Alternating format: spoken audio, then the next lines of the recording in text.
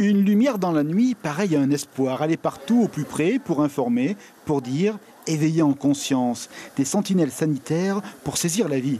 Des bénévoles, des médecins, un rappel salutaire. Prendre toutes les précautions pour que l'amour, la rencontre avec l'autre, ne soit jamais une maladie. Ce qui est inquiétant, c'est simplement le relâchement de la vigilance de la population. Les gens pensent que bon, mais voilà, c'est pas quelque chose que je risque si j'ai des rapports. Enfin, c'est quelqu'un que je connais, je risque rien.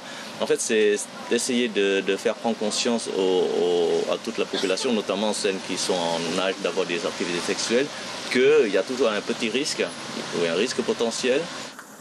Il y a parfois de la timidité, une audace retenue pour ne pas trop se dévoiler, à l'autre le soignant, à soi-même peut-être. Des stratégies d'évitement comme une fuite devant le miroir, le temps. Le but de l'espoir, c'est rendre possible ce rendez-vous.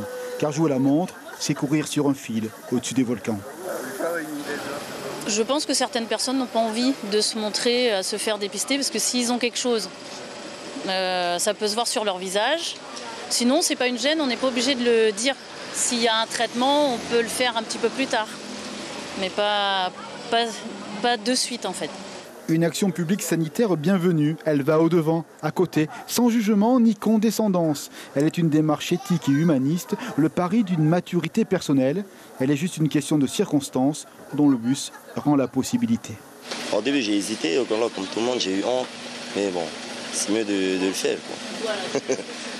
Un bus de l'espoir dans le soir pour dire un je t'aime en respect et sans angoisse. L'information en continu sur Polynésie la première, Internet et réseaux sociaux.